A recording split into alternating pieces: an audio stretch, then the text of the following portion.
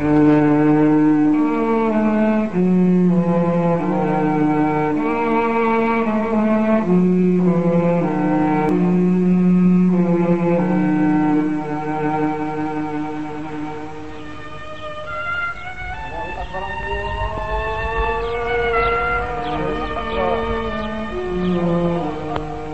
donc Djerba, cette île que l'histoire et la légende se disputent.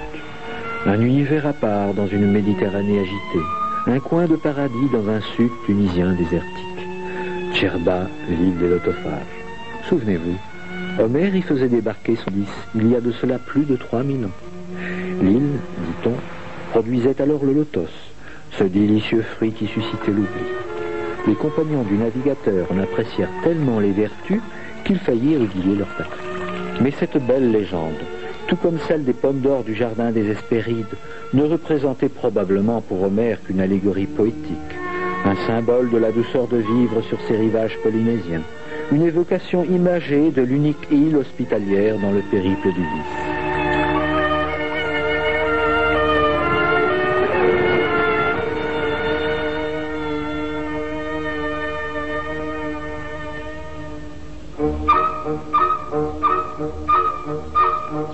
Qui donc disait que les légendes ont la vie dure? On en douterait en traversant une campagne djerbienne en apparence fermée sur elle-même. Un paysage naïf d'oliviers et de palmiers parsemés au hasard, des jardins à la mesure de l'homme, des sentiers tortueux et des clôtures pour soustraire aux regards indiscrets le Menzel familial. Le Menzel, cette austère bâtisse blanche à l'architecture si typique de Djerba. On la dirait un château fort avec ses tours d'angle carrés, une citadelle qui semble jurer avec l'hospitalité légendaire de l'île.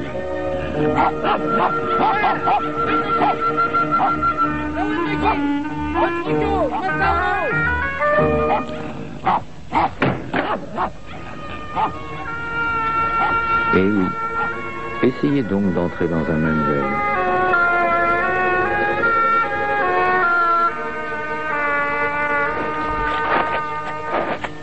Mais une fois à l'intérieur, c'est un monde biblique qui s'offre à votre regard, soudain indiscret. Des visages creusés par le temps, des gestes immuables, des instruments anachroniques, des ombres éthérées dans une cour millénaire. Une vie sereine qu'on a peine à imaginer dans un XXe siècle trop bruyant.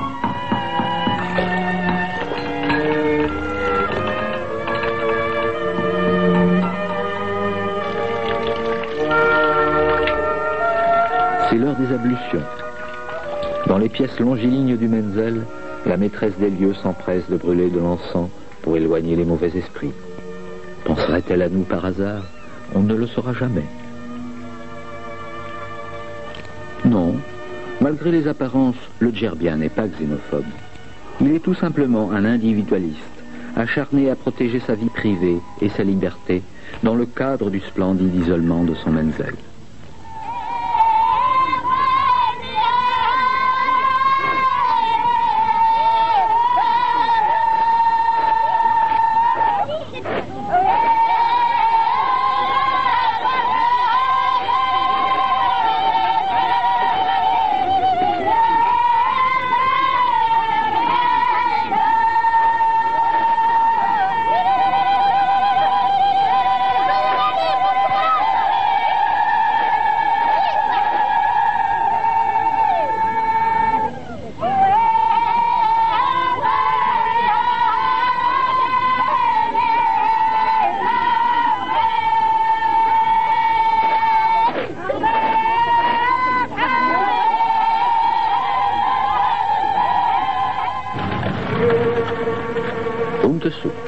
La capitale. 2 fois par semaine, les jours du marché, la ville prend des allures de fête. Les habitants de l'île s'y retrouvent pour acheter, vendre, expédier les formalités administratives ou simplement échanger des nouvelles. Jadis, on se retrouvait surtout dans le souk El Lafa pour offrir la laine patiemment travaillée par les femmes dans l'intimité du Menzel. Cette activité faisait alors la réputation de Djerba dans toute l'Afrique du Nord. Les temps ont changé.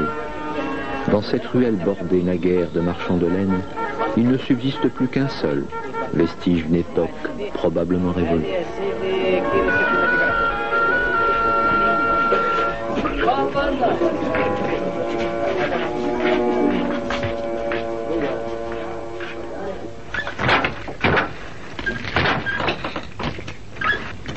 Et pourtant, les vieux tisserands de Mélita ou de Sédouquet, dans la pénombre de leurs ateliers à l'architecture si originale, malgré une concurrence industrielle sans merci, continuent de tisser le temps, comme il y a des millénaires. Mais la relève sera-t-elle assurée ?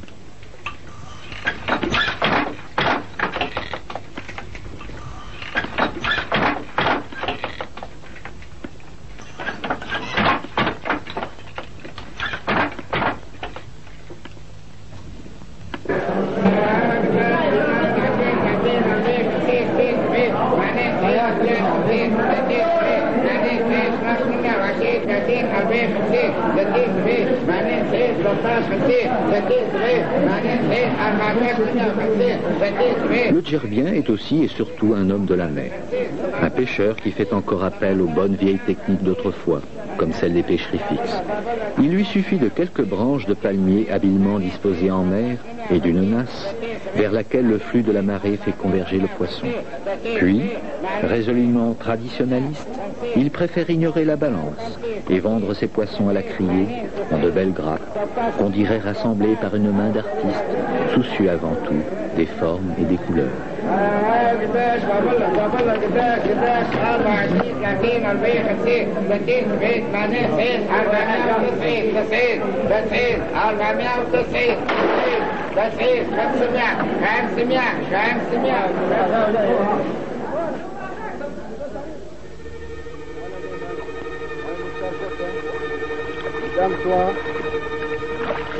Mais quelques grappes de poissons ne suffisent pas aux besoins de la famille.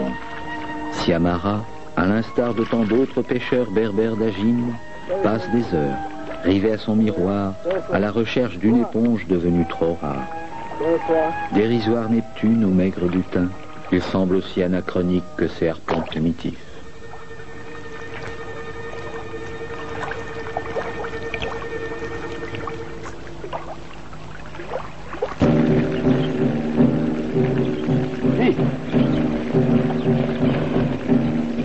Bien que desservi par un climat aride et un sol souvent avare en eau, le Djerbien est également un agriculteur ingénieux. Véritable homme orchestre, il lui arrive de passer selon les saisons de sa barque, vers son atelier de tissage ou encore vers son jnen, ce verger jalousement travaillé par toute la famille. Ainsi, dans les jardins de Marboubine ou de Midoun, la femme, coiffée de son antique pétase, autant que l'enfant ou le vieillard, s'attelle souvent à des instruments agricoles qu'utilisaient déjà les contemporains de Magon sur cette même terre, alors carthaginoise.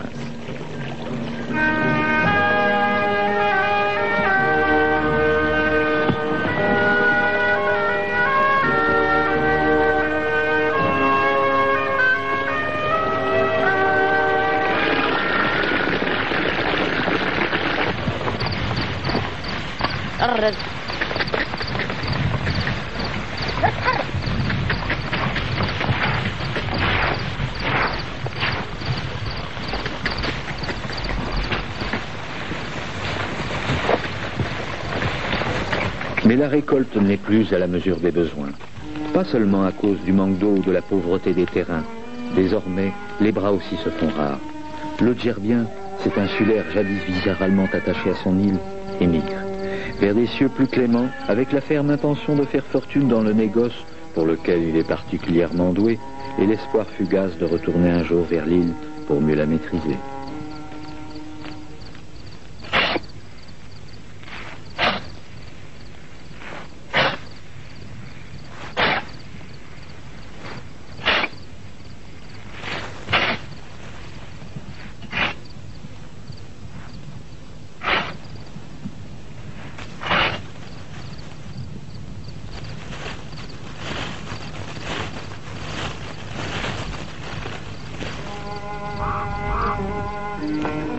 Entre-temps, le Menzel déjà délabré est livré aux vieux, aux femmes et aux enfants, qui peinent dans l'attente d'un hypothétique mandat ou d'un retour définitif, remis toujours à plus tard.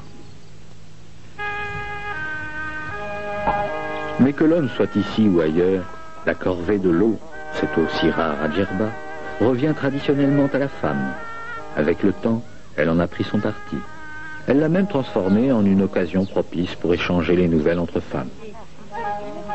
La citerne prend alors les allures d'un salon où se traitent, entre deux jarres d'eau, les mariages les plus subtils et les affaires les plus compliquées.